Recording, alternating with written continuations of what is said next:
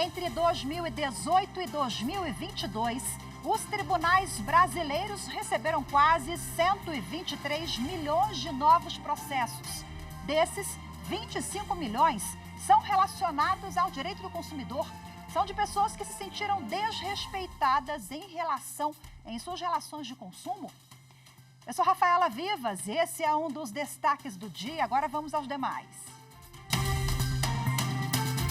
Tribunal Superior Eleitoral julga ações contra o presidente Lula por abuso de poder econômico e uso indevido dos meios de comunicação quando ele era candidato nas eleições do ano passado. Segunda turma do Supremo Tribunal Federal mantém multa do TSE à coligação de Jair Bolsonaro por impulsionamento irregular de site.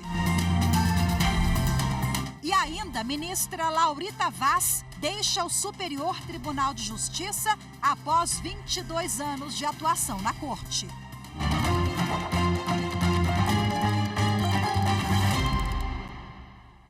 A segunda turma do Supremo Tribunal Federal manteve multa aplicada pelo Tribunal Superior Eleitoral à coligação do ex-presidente Jair Bolsonaro por impulsionamento irregular de site durante a campanha eleitoral de 2022. Acompanhe na reportagem de Carolina Chaves. O julgamento foi em sessão virtual finalizada esta semana. A decisão foi do colegiado, que confirmou a decisão monocrática do ministro Dias Toffoli, que havia negado o pedido. Os ministros mantiveram o entendimento do relator de não admitir o recurso porque teria que analisar fatos e provas do processo, o que não é cabível no Supremo. Nesse sentido, o relator, ministro Dias Toffoli, ressaltou que a decisão do Tribunal Superior Eleitoral foi baseada na Lei das Eleições e em resoluções do próprio Tribunal Eleitoral. Por isso, a multa ficou mantida. O valor é de R$ 75 mil.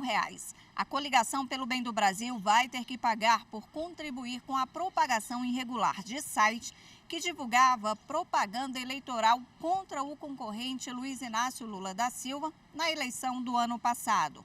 Segundo o TSE, as irregularidades foram a falta de indicação do CNPJ do contratante e de alerta de que se tratava de propaganda por não ter comunicado previamente à Justiça Eleitoral do endereço eletrônico.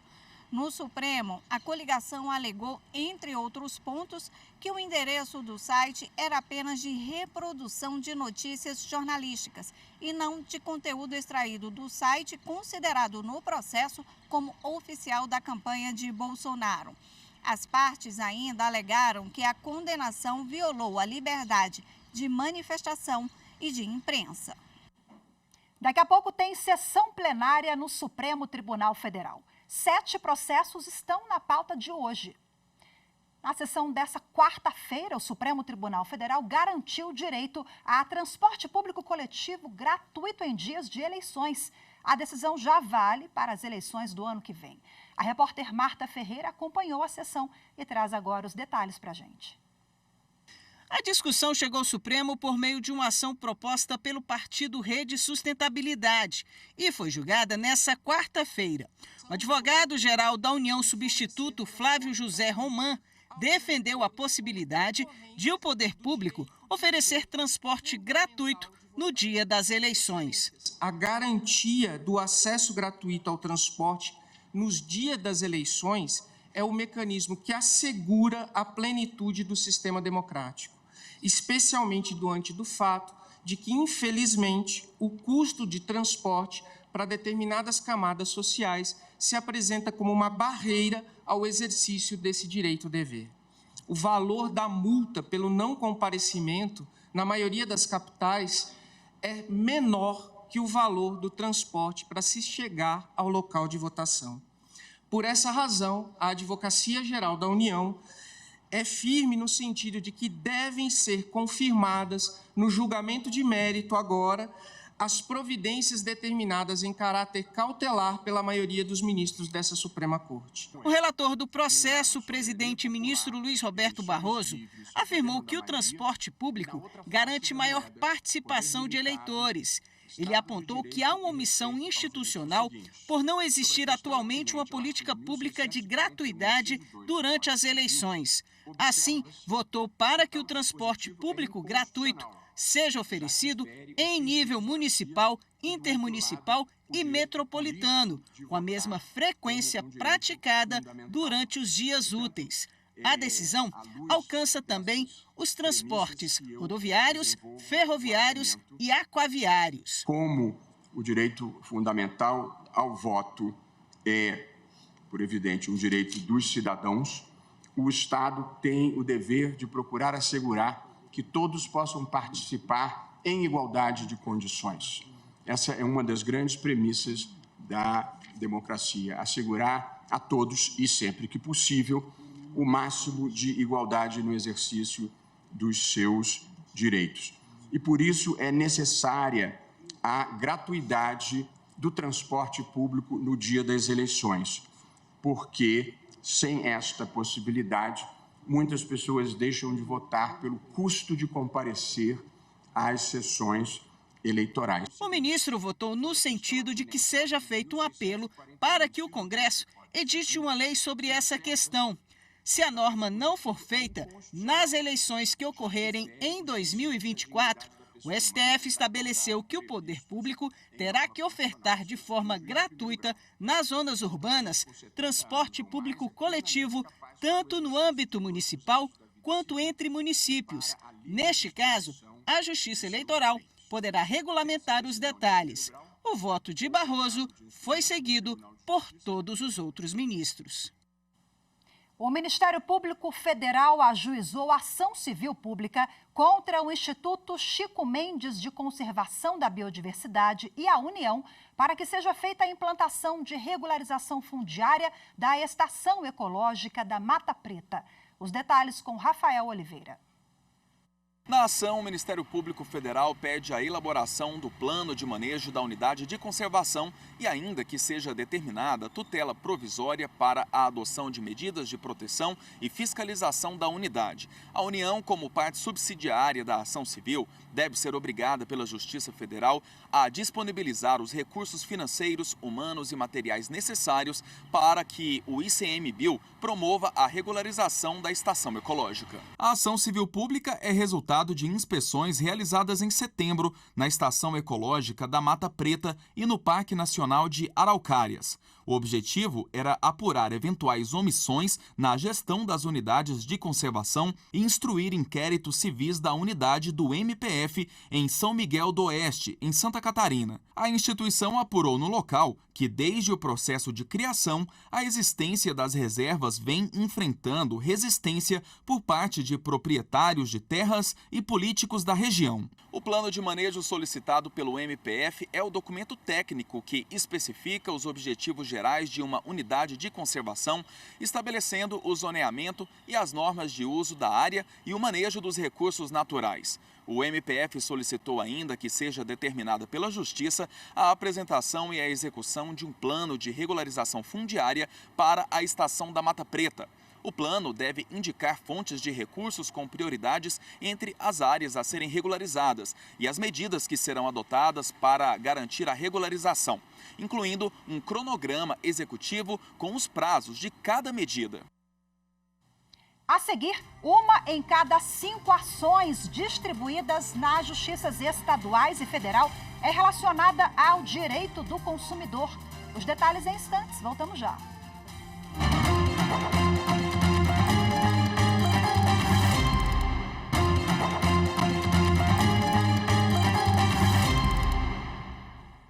Direito do consumidor.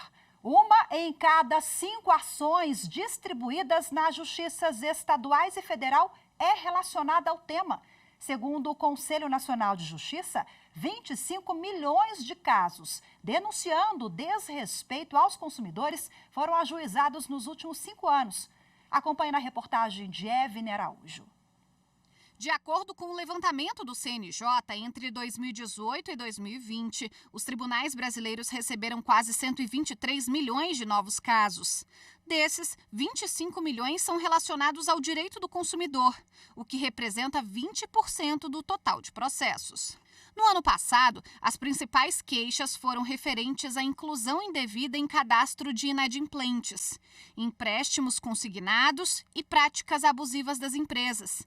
Mais de 800 mil consumidores pediram indenização por danos materiais e mais de 1.200.000 danos morais. O número de reclamações de consumidores também cresceu na esfera extrajudicial. O Sistema Nacional de Informações de Defesa do Consumidor, que engloba todos os PROCONs do país, registrou uma média anual de quase 2 milhões de queixas nos últimos 5 anos.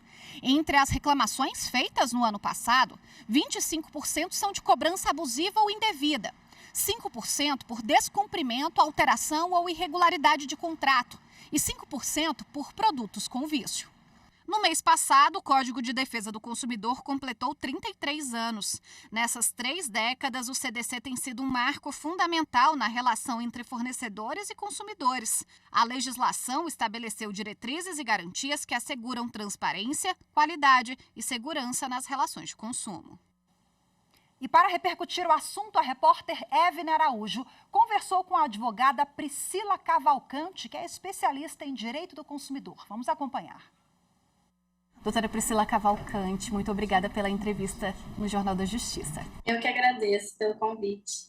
Doutora, a que a gente pode atribuir esse crescimento de ações relacionadas ao direito do consumidor? Esse aumento pode ser atribuído ao avanço dos meios tecnológicos, o comércio eletrônico, aumento das compras digitais, porque o consumidor fica cada vez mais vulnerável às práticas abusivas das empresas.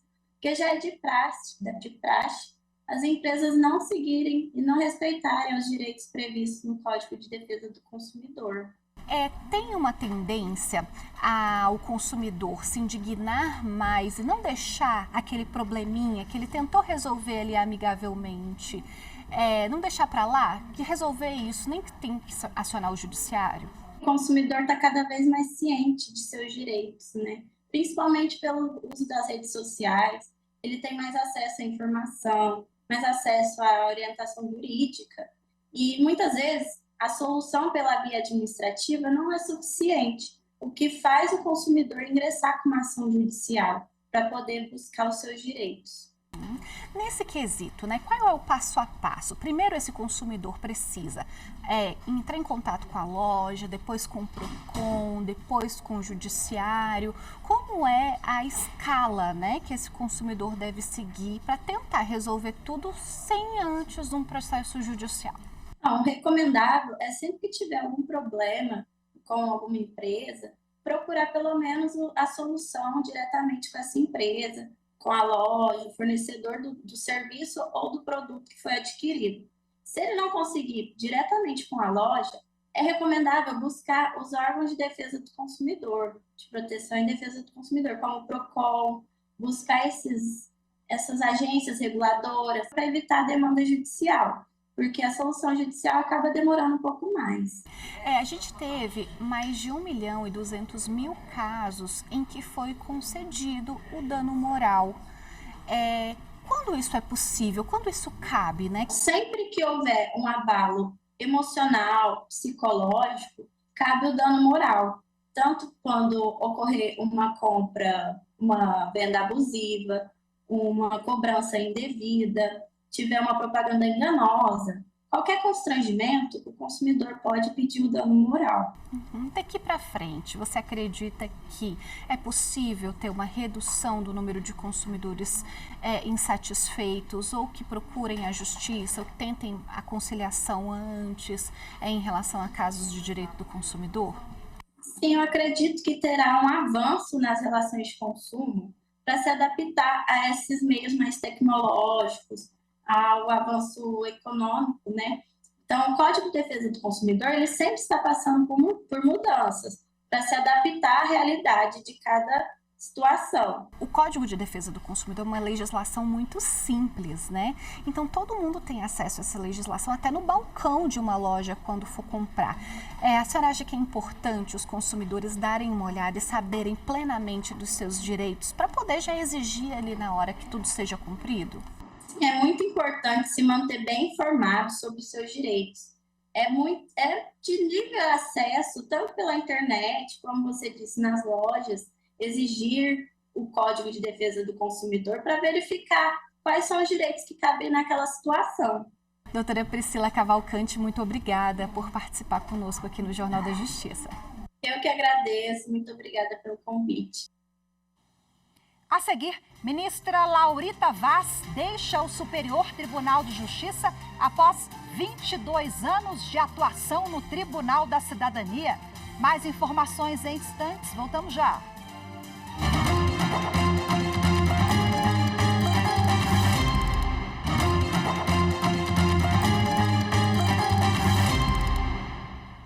O Tribunal Superior Eleitoral absolveu na sessão plenária desta quinta-feira o presidente Lula e o vice Geraldo Alckmin, acusados de abuso de poder econômico e uso indevido dos meios de comunicação na campanha eleitoral do ano passado. A coligação Pelo Bem do Brasil e Jair Bolsonaro apontaram impulsionamento irregular pela ferramenta Google ADDS e propagação de desinformação na internet durante a campanha eleitoral. Bom, em outra ação, Lula também foi absolvido de uso indevido dos meios de comunicação, porque o então candidato deu entrevistas na manhã do dia da votação do primeiro turno do ano passado. No dia da eleição, não são permitidos atos de campanha e Lula havia sido acusado de fazer campanha nessa entrevista. Bom, ainda na sessão de hoje, o TSE, o Tribunal Superior Eleitoral, o TSE, ele fixou tese sobre os limites de ocupantes de cargos do Executivo que eles devem observar quando forem realizar e transmitir live eleitoral em cômodos de residência oficial. Entre outras regras, as lives só poderão ser feitas se forem em ambiente neutro, sem símbolos ou qualquer outro elemento associado ao poder público ou ao cargo ocupado. A tese proposta pelo ministro Benedito Gonçalves foi seguida por unanimidade. A ministra Laurita Vaz encerra hoje a sua trajetória no Superior Tribunal de Justiça. Ela foi homenageada pela Corte Especial, que destacou a atuação pioneira e o rigor técnico da ministra, que se aposenta após 22 anos de atuação no tribunal. A reportagem é de Marina Campos. Conduzida pela presidente do tribunal, ministra Maria Tereza de Assis Moura, a sessão da Corte Especial marcou a despedida da ministra Laurita Vaz dos julgamentos colegiados no tribunal. Falando em nome dos demais integrantes da Corte, a ministra Isabel Galotti ressaltou que Laurita Vaz mostrou olhos para a justa aplicação da lei e lembrou que ela foi a primeira mulher a presidir o STJ. Para o tribunal, trouxe essa vasta e facetada experiência, marcada por acendrado espírito público, humanidade, sensibilidade e conexão com a realidade social. Membros efetivos do colegiado e outros ministros participaram da sessão. Também estiveram presentes os servidores do gabinete e os familiares da ministra. A sessão contou ainda com a presença da Procuradora-Geral da República em exercício, Eliseta Ramos, que relembrou a carreira de Laurita Vaz no Ministério Público. Encerra hoje uma honrada carreira, marcada, entre tantos feitos, pela defesa dos mais vulneráveis, em especial pela definição de parâmetros de uma justa interpretação da Lei Maria da Penha e do Estatuto da Criança e do Adolescente. Em nome da advocacia brasileira, o advogado Nabor Bulhões apontou a receptividade da ministra, que sempre manteve seu gabinete aberto aos representantes das partes. Deixa, todavia, um notável legado de independência e de coragem no exercício de sua atividade jurisdicional, sempre marcada pela implementação do ideal de justiça de uma forma tão intensa que, ao que se constata de sua trajetória profissional, parece nunca ter feito da vida, do patrimônio e da liberdade de seus jurisdicionados a sua rotina. E, acima de tudo, deixa evidente que sempre decidiu as causas submetidas à sua jurisdição com a coragem de suas convicções. Em seu discurso, a ministra Laurita Vaz rememorou sua trajetória em diversos colegiados do STJ e demonstrou orgulho e satisfação por trilhar uma carreira dedicada à justiça. Decidir a vida das pessoas com todas as implicações sociais e cumprir a missão do STJ de orientar juízes e tribunais dos estados e regiões do país na interpretação da lei federal infraconstitucional é, de fato, uma grande responsabilidade. E eu fiz, penso, o meu melhor. Ao final da sessão que marcou a despedida da ministra Laurita Vaz, foi entregue uma recordação sobre a trajetória dela no STJ.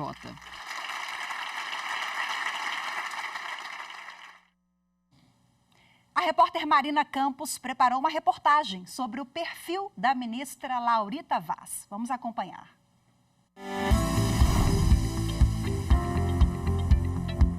Natural do município goiano de Anicuns, Laurita Vaz é formada em Direito pela Universidade Católica de Goiás. Também possui cursos de especialização em Direito Penal e Agrário. Laurita Vaz iniciou a carreira jurídica como promotora de justiça em Goiás em 1978. Depois foi procuradora da República de 1984 a 1989, oficiando perante o Supremo Tribunal Federal. Na década de 90, atuou já como subprocuradora-geral da República perante o Superior Tribunal de Justiça, até ser nomeada ministra do Tribunal da Cidadania em junho de 2001. Durante os 22 anos no STJ, atuou nos colegiados de Direito Penal. Foi presidente da 5ª Turma de 2004 a 2006 e presidente da 3ª Seção de 2009 a 2011. Atualmente, Laurita Vaz integra a Corte Especial, o Conselho de Administração, a 3ª Seção e a 6ª Turma, da qual é presidente. Laurita Vaz passou também pela Justiça Eleitoral, foi ministra do Tribunal Superior Eleitoral entre 2012 e 2014 e corregedora do TSE entre os anos de 2013 e 2014. Também foi membro efetivo do Conselho da Justiça Federal entre 2009 e 2011 e vice-presidente do CJF entre 2014 e 2016. Além das contribuições com os julgados que ajudaram a construir a jurisprudência do STJ, a ministra Laurita Vaz marcou a história do judiciário. Ela foi a primeira mulher presidente do Tribunal da Cidadania. Ficou à frente da corte entre os anos de 2016 e 2018. Uma gestão marcada por resultados. Nesse período, o STJ conseguiu reduzir o acervo processual. Ao longo dos 2 anos do mandato da ministra Laurita Vaz, o estoque de processos da corte diminuiu em 25%. Laurita Vaz foi relatora de importantes julgados pelo STJ em matéria penal. Um legado que ficou marcado pela sensibilidade como julgadora e a preocupação com a celeridade na prestação jurisdicional. Um dos casos que ilustram bem essa característica da ministra foi o julgamento de um recurso do INSS contra a decisão favorável a um benefício previdenciário para um homem após ele sofrer um acidente incapacitante. Segundo o relato da própria ministra, esse homem viajou 2 dias de ônibus do interior da Bahia até Brasília para chegar aqui no STJ. Na sua cadeira de rodas, ele veio até o gabinete da ministra para uma audiência, apesar de não ter agendado nada previamente. Mesmo com um dia cheio de compromissos, Laurita Vaz fez questão de recebê-lo para ouvir sobre o caso e descobriu que o homem aguardava há mais de 10 anos por uma solução definitiva sobre o benefício previdenciário dele. Uma situação que ficou guardada na memória. Aquele momento foi marcante para mim, porque ilustra bem a frustração do jurisdicionado com a demora da prestação jurisdicional, que muitas vezes discute a própria sobrevivência da parte. É nosso dever trabalhar para melhorar o sistema judiciário, para que a justiça seja entregue em tempo.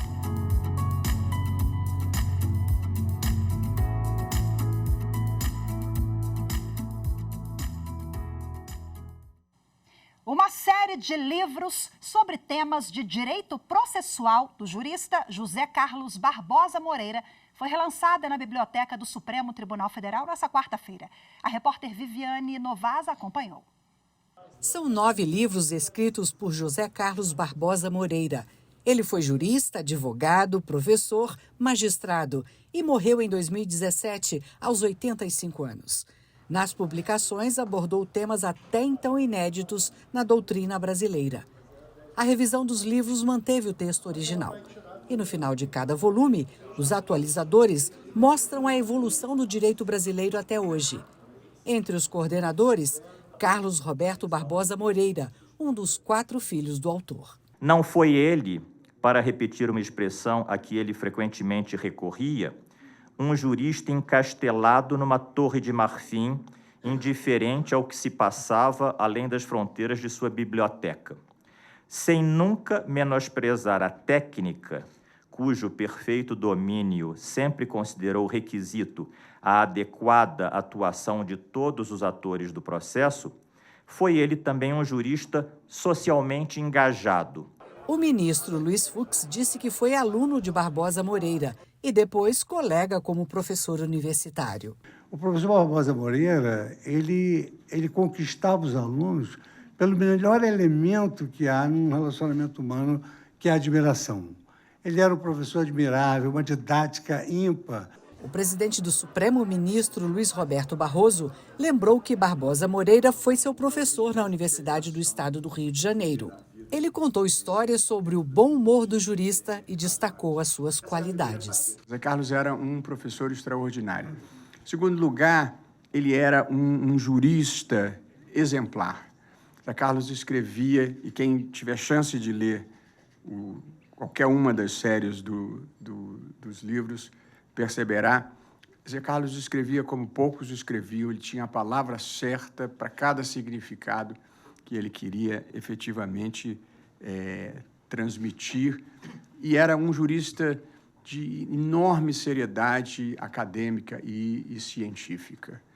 E, em terceiro lugar, José Carlos era amigo dos amigos, e eu tive esse privilégio. Hoje nós ficamos por aqui. Muito obrigada pela sua companhia. Uma ótima tarde. Até amanhã. Tchau, tchau.